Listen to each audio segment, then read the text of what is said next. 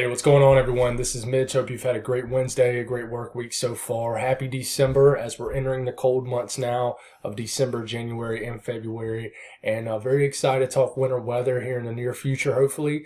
In the time being, it's pretty warm. Above average temperatures continue to dominate a large part of the country. And basically, that's going to do so over the next few days. Now, the Northeast will look to remain pretty cool, pretty chilly, downright cold in certain areas into the weekend. But what we're going to do in this video is continue to break down what looks to be a pretty active week next week. There's a chance the entire week can be pretty active, especially early to midweek. There's a couple storm systems to talk about, the GFS and the European differ on, two different ones. So we're going to continue to break that down, talk about what it means, talk about what each model is showing currently, take a look into some ensembles and temperature profiles and just things like that. There is an outside chance that there could be maybe a severe weather threat next week for areas of the South, depending on basically, sorry, if you see me scrunching up my nose, it's because I'm about to sneeze. I'm still a little under the weather. If you watch my video last night, I mentioned that, so I asked for prayers. I feel a little bit better. Every time I get a little sick, it kind of messes up my routine, and it kills forward progress for me personally, just like it does for anybody when anybody gets sick. So that's what we're going to break down in this video. If you guys have not subscribed, hit the subscribe button, like the video if you like it. My goal is still 10K by the end of this month, the end of the year. So we're going to need to have some things to talk about if I'm going to hit these goals. And just thank y'all for continuing to tune in regardless of it being slow or not. I appreciate the loyal family we have here, and just thank you for the amazing support. So anything I can pray about, please put in the comments. Anything anybody else can pray about, put it in the comments. It gives everybody an opportunity to pray for one another, and let's definitely do so and take advantage of that. God's got our back, and let's definitely reach out to him when we need help. So let's get going here. So let's look at the European, let's look at the GFS. Let's talk about what's going on, the differences between both, and let's look at what looks to be a pretty active setup next week. Very warm weather dominates all the way up into the Midwest, into the Ohio Valley, Southeast, the Mid-South, the Deep South. Getting into this weekend, this is Sunday morning, piece of energy starts to develop right here, and it looks like this first system for Sunday and the Monday has trended pretty far north as far as the cold air part of this storm, potentially bringing a big-time snowstorm in parts of Canada, well north of the Northeast. What happens after this is the big question mark. Will there be some cold air funneling behind this very quick? Does this cold air trend a little bit faster and meets up with the moisture? If so, places like the southern areas of the Northeast, areas of the northern Mid-Atlantic, could go from, a raging rainstorm to maybe some back-end snow. Now, the GFS on this scenario is a lot more aggressive now. I'm about to show you that here in a second.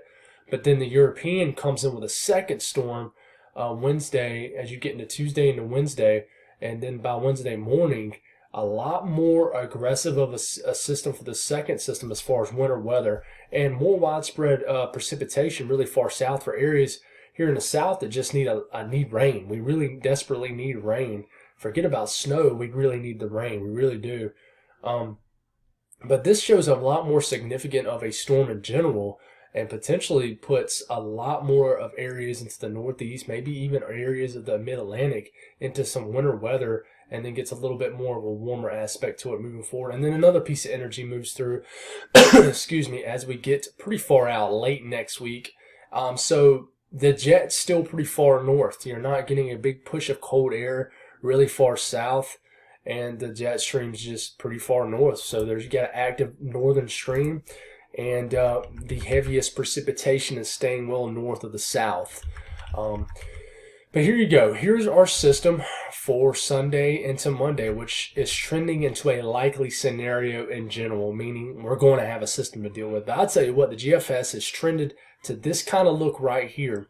It's very interesting. It has a low pressure well far north, but the southern stream interacts more here, and we basically almost have a frontal type system, almost an antifront type, an antifront being a cold air chasing moisture setup. And this would show, like for instance down here, you have to just watch to see if we can trend into any kind of sort of severe weather threat. Right here, you have dew points reaching the 60s. I just clicked a random sounding in Alabama, and there is some moist area. You got to watch to see how high the dew points get in this area, but this is a time of the year where you can have severe weather. You can really have severe weather any time of the year here in the South. But this shows a lot more aggressive snow in the Ohio Valley. It really does. It shows a much more snowy scenario, especially getting into the Northeast. And by the time you get into Monday night, you have a rain changing to potentially heavy snow as far south as areas of Virginia, Philadelphia, Baltimore, New York City, and then eventually reaching maybe Boston. Very, very interesting scenario with this system. And then it shows the second system Wednesday morning, but it is a lot more warmer with this system than it is the European with the second system. It just shows a raging rainstorm for the entire East Coast, especially and mainly for the Northeast, with maybe some back-end snow, but with no real cold air funneling behind this at all.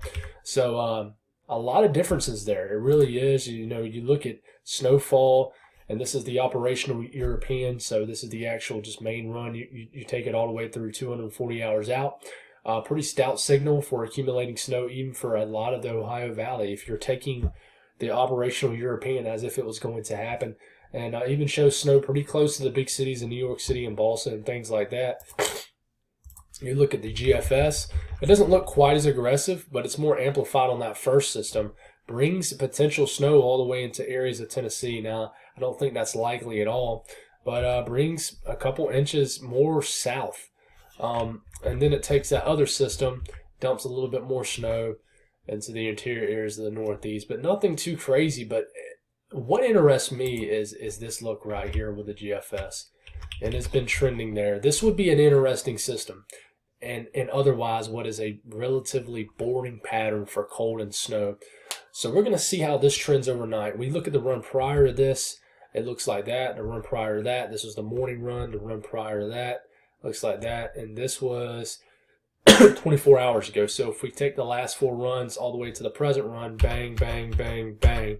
It's a lot more wintry a little further south, even getting areas of the North Carolina, Tennessee mountains involved with a little bit of snow. So I'm very interested to see how this is going to trend as far as the EPS European ensembles.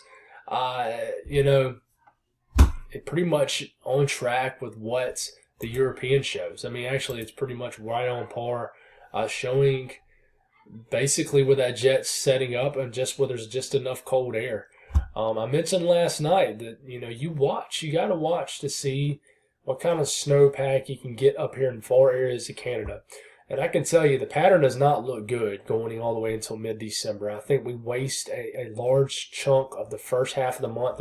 There's no telling what's going to happen for the second half of the month. We have no clue. In fact, we still don't really have no clue what's going to happen in the next 10 days. But I can tell you there's a lot, and I'll probably break more of that down tomorrow in a longer video, but there's a lot of agreement on the southeast ridge really dominating the eastern U.S. and really making us warmer than average. And I hate to say that, but I'm not going to hype something that really isn't there to hype. I try not to hype anything in general. Do I get excited about certain looks? Of course I do, but I'm not going to let it alter the way I discuss it. You know what I'm saying? So we get into tomorrow as far as temperatures. Let's look at this. Let's look at the GEFS, which is just the newest run. You got 70s reaching all the way to Nebraska and even portions of South Dakota. It continues to be warm for your sorry, I keep coughing, guys. Just a little under the weather.